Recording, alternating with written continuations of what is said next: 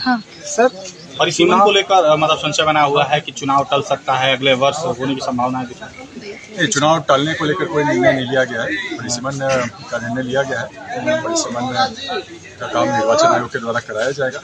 उसके उपरांत फिर आरक्षण के रोस्टर के ऊपर काम होगा और फिर चुनाव का काम कराया जाएगा। पूरी कोशिश रहेगी कि परिसीमन का काम समय पे कराते हुए चुनाव भी समय पे कराया जाए।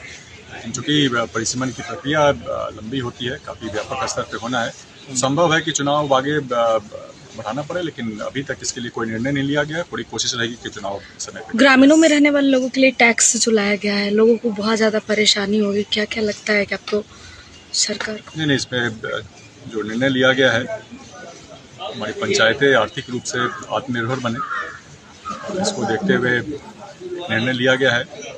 इसमें हर संभव कोशिश की जाएगी कि जो भी शुल्क लिए जाने हैं, जो भी कर लिए जाने हैं, आम लोगों पर उसका कम से कम भार पड़े। ज़्यादा से ज़्यादा कमर्शियल एक्टिविटी के ऊपर, जो भी व्यावसायिक गतिविधियां हो रही हैं, उनके ऊपर कर की व्यवस्था की जाएगी।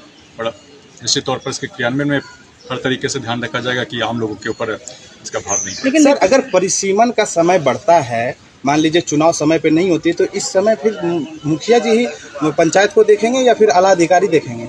इसके लिए व्यवस्था की गई है पंचायत राज अधिनियम में। एडवाइजरी कमेटी का गठन किया जाता है और उस कमेटी के माध्यम से सारे काम कराए जाते हैं।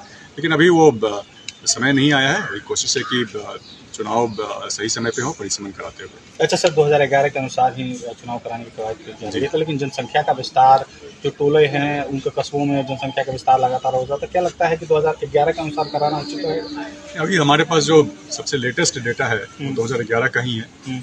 अभी परिसीमन कराना है तो हम लोग 2011 के डेटा के हिसाब से ही कराएंगे, क्योंकि लेटेस्ट डेटा वही है। तो सर, विरोध भी किया जा रहा है। सर, नया नियमावली जो लाया गया उसका विरोध विपक्ष कर रही है, कह रही कि ये लागू नहीं होना चाहिए।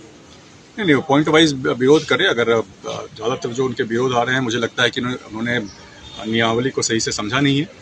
और जैसे हम बता रहे थे, इसमें हर संभव कोशिश रहेगी कि जो भी नियमावली है उसके कारण आम जनों पे उसका भार कम से कम पड़े। जो भी व्यावसायिक गतिविधियां हो रही हैं पंचायत के क्षेत्रों में, वहाँ से कर की वसूली हो। ठीक है।